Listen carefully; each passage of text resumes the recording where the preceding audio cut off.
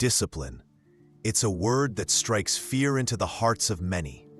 But what if I told you there's a level of discipline that doesn't just push your limits, it reshapes your identity? A discipline so intense that it makes others look at you with awe and possibly even fear. This isn't just about willpower. It's about a transformation so deep that quitting becomes an impossibility, and the very act of showing up becomes part of who you are. Imagine a life where you don't need to rely on motivation to get things done, where discipline becomes a non-negotiable part of your existence, something you simply do without thinking, without hesitation. It's not for the faint-hearted, but for those who are willing to completely overhaul the way they live, work, and think. It's for those who are ready to commit not just to a goal, but to an identity, a transformation that changes who they are at their core. At the heart of this level of discipline is something deeply profound. It's not about waking up early or working harder than everyone else. It's not about grinding 24/7. This level of discipline is rooted in a philosophy and practice so old, so time-tested, that it's become the backbone of some of the most resilient, unyielding people in history. And it's not about chasing perfection. It's about creating an unbreakable habit, one that permeates every aspect of your life. The secret? It's a practice known as gyoji, and it comes from the ancient Zen monks of Japan. It's a principle of continuous practice without gaps, a way of life that doesn't entertain excuses or negotiations. It's not about forcing yourself to do something every day. It's about making your practice so ingrained in your identity that it simply happens without question. The monks, for over 800 years, have woken up at precisely 3:30 a.m. every single day. Without exception. They've meditated at the same time without fail. Why? Because their practice isn't something they just do. It's who they are. Their commitment doesn't come from a place of motivation. It comes from identity. What does it mean to have a practice without gaps? It means that there's no mental negotiation. There's no questioning. It's not about asking yourself, should I meditate today? Or should I skip today's workout? It's simply about doing. And when you begin to understand the power of this, you realize that this is the level of discipline that can make you unstoppable. It's easy to say, I'm going to do this.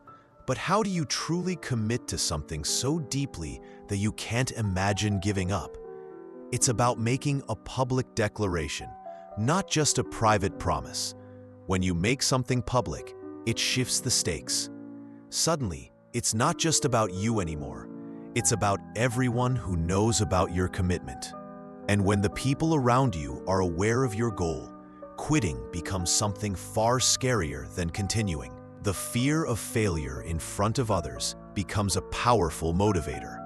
And the thought of letting them down is often more unbearable than the discomfort of pushing through your challenge.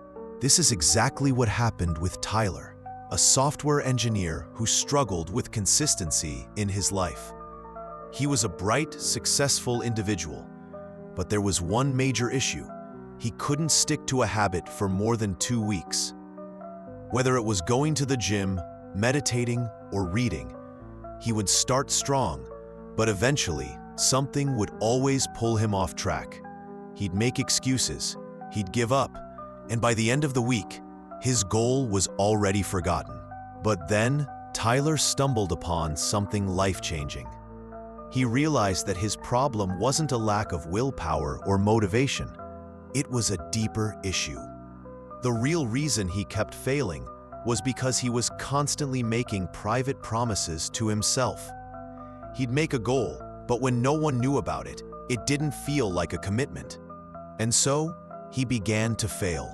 What if, instead of making a private promise, he made a public declaration? What if he wrote down his commitment, shared it with others, and made it a point to never let go of it? So that's exactly what he did. He declared, I am a person who meditates every day at 5 a.m. for 90 consecutive days. He signed it, posted it on social media, and told his friends, his family, and his coworkers. He had made his goal public, and the stakes had risen. Tyler's journey wasn't easy. The first few days, he fought with his own mind. His body screamed at him to sleep, to hit snooze, to give up. The comfort of staying in bed seemed irresistible. But then something shifted. The thought of having to face his friends, his coworkers, and admit that he had failed became far more painful than just waking up early and getting the work done. The public declaration had forced him into a corner where quitting was no longer an option.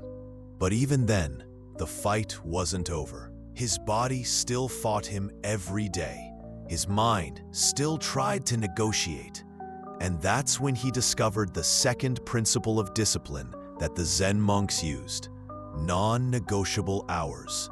This means that the time you set for your practice is fixed, with no room for deviation.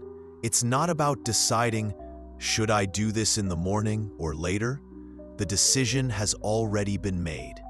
Tyler chose 5 a.m., not because he loved waking up early, but because it was the quietest time of the day.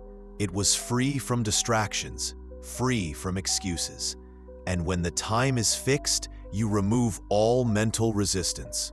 Your brain doesn't have to waste energy deciding when to do something.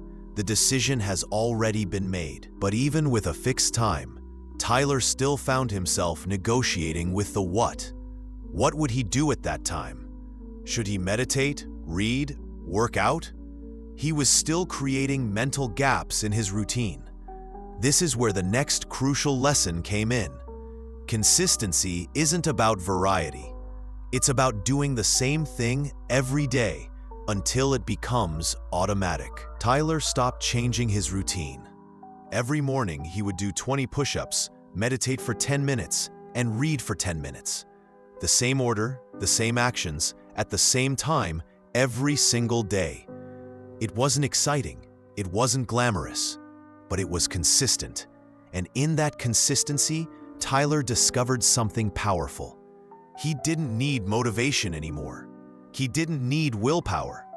His body had learned the routine, and it simply performed it, day after day. His mind had stopped fighting, and the practice had become automatic. But what happens when life gets in the way? When you get sick, or you have to travel, or things don't go as planned? This is where the most important lesson comes in. Consistency isn't about perfection, it's about continuity. When Tyler got sick, he didn't let that be an excuse to skip his practice. He did his push-ups in the bathroom. He meditated on the plane. Even when he was traveling for work and everything was chaotic, he didn't stop. He understood that practice didn't require perfect conditions. It required a commitment to keep going, no matter what. This is the key to true discipline. It's not about waiting for the perfect moment to start. It's about deciding ahead of time how you'll handle obstacles. It's about planning for failure, for distractions, for those days when everything seems to be working against you. Zen monasteries have been operating for centuries without missing a day of practice, through earthquakes, wars, and even natural disasters. Why? Because they didn't negotiate when obstacles arose. They simply acted. And that's the level of discipline you need to adopt. No excuses, no delays, just action. Tyler took this lesson to heart.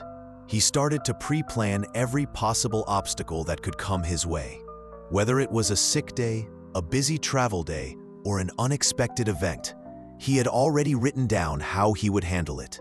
This allowed him to continue his practice no matter what. There was no mental negotiation.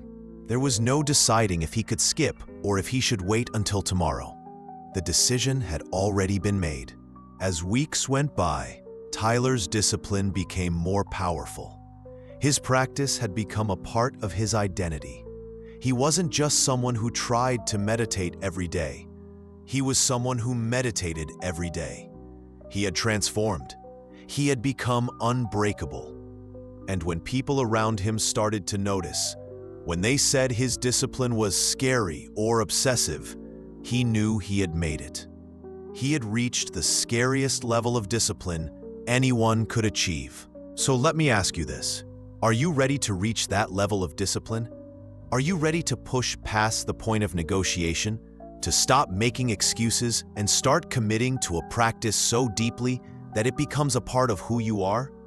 Because when you reach that level of consistency, when you stop relying on motivation and start relying on identity, you'll realize that discipline isn't something you do, it's who you are. And when people look at you and say, "How do you do it?" the answer will be simple. I don't do it. I am it. So what are you waiting for? The time to transform is now. The question is, are you ready to step into this unbreakable discipline? Because it won't just change your habits, it will change you. And once you step into that identity, there's no going back. You'll be unstoppable.